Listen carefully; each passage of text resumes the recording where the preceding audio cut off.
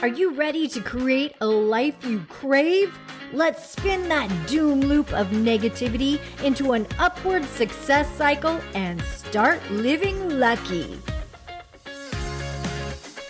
Good morning. I'm Jana. I'm Jason. And we are living lucky. You are too, because today we're talking about guarding your mind and your thoughts. Or is it a conspiracy? Oh, stop.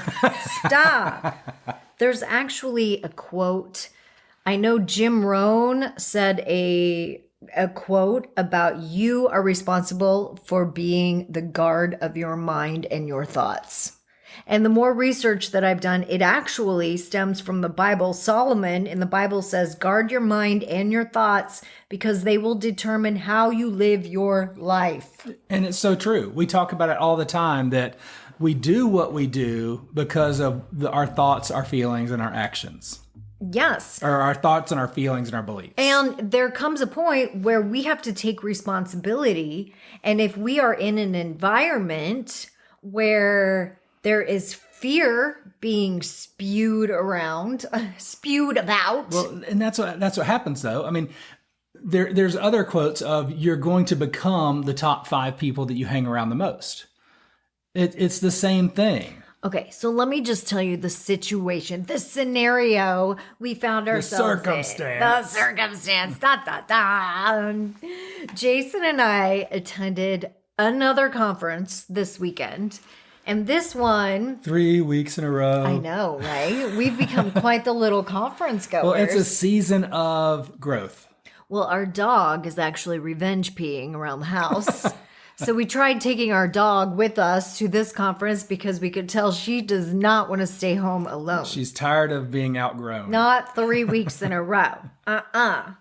Anyway, we attended this conference, and even though it was a great conference with nuggets of information, I felt that the main speaker was spewing fear into his stories in between the nuggets, which he would drop a nugget maybe once every 3 hours.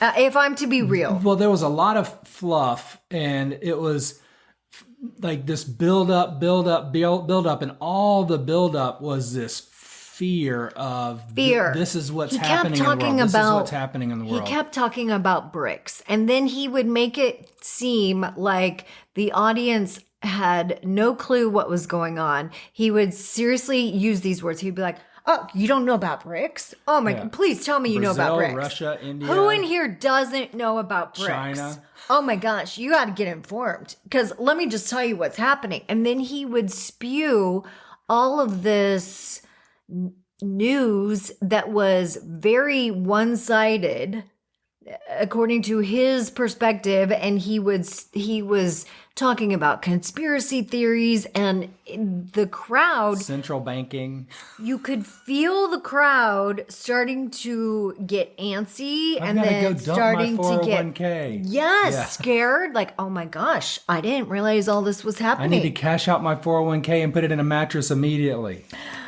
And I'm just going to be real with you as I sat there and listened to him, because I am very, very aware of people's hypnosis techniques. I am very aware of NLP, neuro-linguistic programming. I am very aware of people's energy. And as I sat there and listened to him, personally, I started getting what I call my porcupines. Now, you could also see people squirming. Physically. You could see them physically squirming in their chairs. I mean, it starts with fear and it becomes contagious.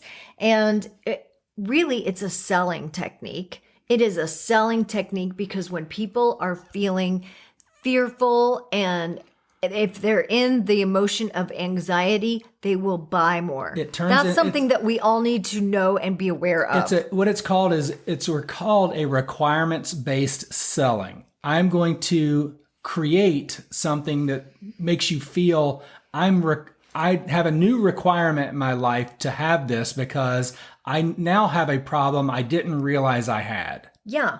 Exactly. That's what he was doing. And I was sitting there going, I am not going to listen to this. Well, we've Three intentionally... separate times I said, okay, you've stated the problem. What is the solution? What is the solution? What is the solution? And he just kept stirring Because he knew the crowd the problem. wasn't fully there yet. So he just kept stirring the pot. And it literally was making me physically ill. I had to leave. I was like, I cannot listen to this speaker. And even though I know that he had information that was valuable, it was only coming once every 3 hours. And it was information you wanted.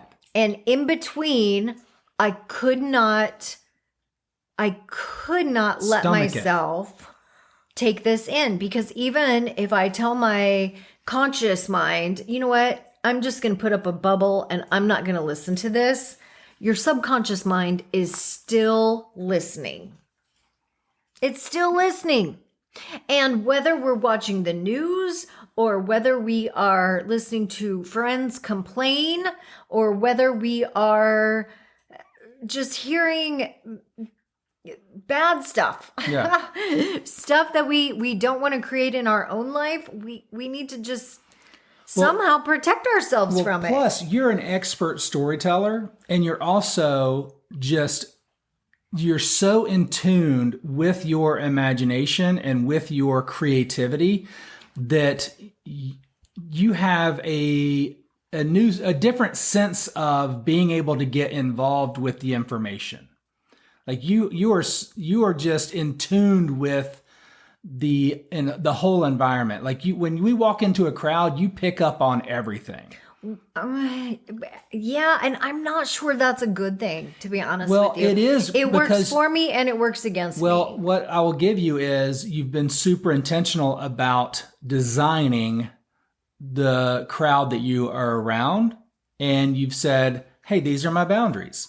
This is what the world I'm creating, and this is the life I'm building. And it's not that you don't have time for other people, but you're like, if I'm going to be growing in this direction, I want people in that direction, and I will feed information down, but I want to be around the people that I'm growing towards.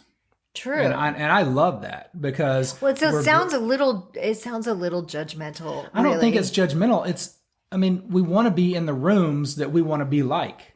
I mean, that's just the way it is. That is true. I don't think we judge anybody. I mean, I know that what we look at is we can learn things from a janitor. We can learn things from people that clean out portalettes. We can learn things from everybody, but we are going to put ourselves in rooms where we don't even know what we don't know. Where people are optimistic, yes, and have good energy. And when I say good energy, they're living in the joy, happiness, in the possibilities. It's not a doom and gloom room. People who are living in faith and not in love, living in fear. I do not want people who are spewing fear.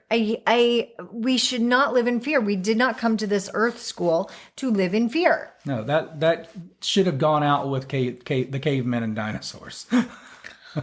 Oh, can you tell I'm on a... See, now how can we flip this energy so that we are spewing love and optimism to everyone that's listening to this? Our monkey brains are going to create enough fear for us anyway when we step outside of our comfort zone. So there's no need to be around other people that are creating it for us. I heard a quote today, not in the conference, but in a book that I was listening to, that said, we will seldom get, what is the word when someone talks down to you or says that's not going to be good for Condescending? They're like, you're not going to be able to do that. Belittling? People won't tell you not to do something. What are you trying to say, I Jason? don't know. But if someone's living their best life, they're not going to be telling you that you can't do something.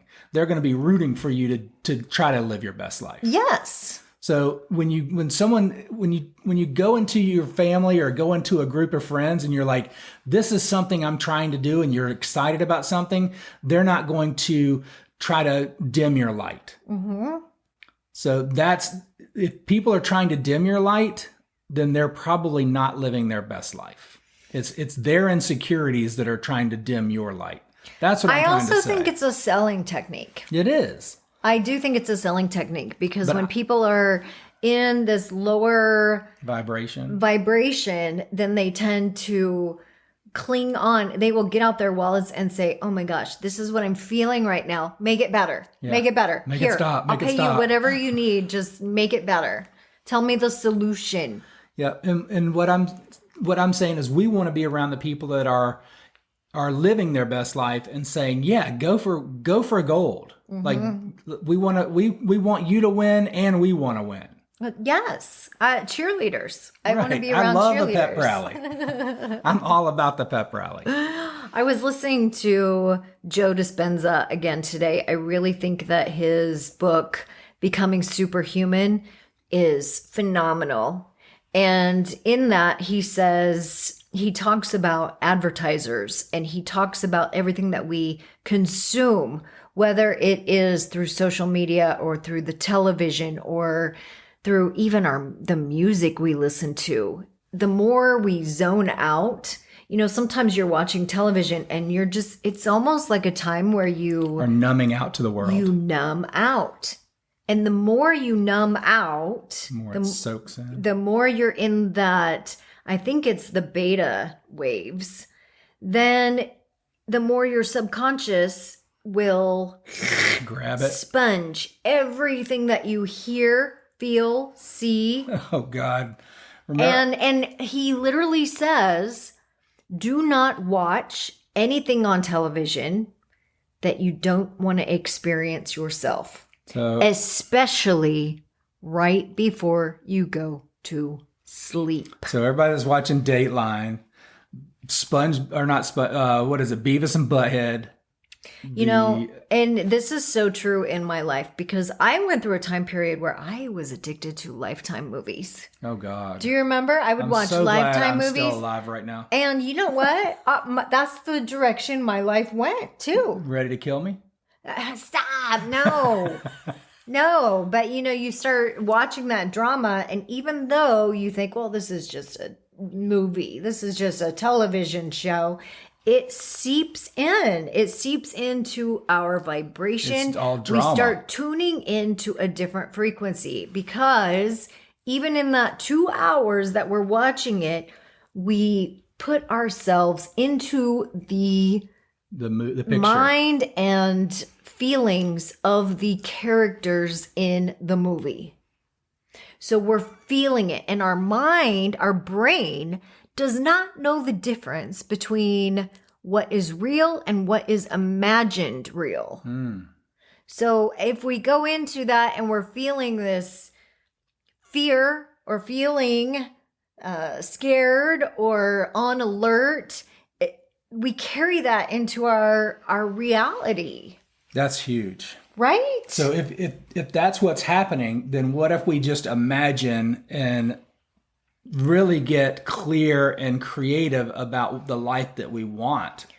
Exactly. And that's what Joe Dispenza was saying. He was saying advertisers know more about psychology than they do about storytelling and actually branding their product. They know about psychology. So they know that you are susceptible at night, late at night, right before you go to sleep. And that's when they're spewing all of these drugs that you might need. Get your erections. They start planting problems in your mind that you didn't even know you had. Grow your hair back. Get an erection. Get a relationship. All of these things. Get fit. Get abs. Yes.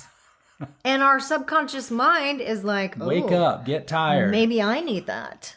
Ooh, get rid of your allergies. We might say, ooh, do I have that problem? Well, as soon as you ask your brain if you have that problem, guess what your brain's going to do? Let me find that problem for you. It's going to search for that problem. If I can't find it, I'll make it for you. Exactly. That's so funny. It's And not so- funny. It's kind of scary. But here's where Joe Dispenza actually takes it one step further, because he says, make a video, he calls it a mind movie. And it's really just a vision board of the life you want. I love doing that. And every night before you go to bed, watch that. And then watch what happens.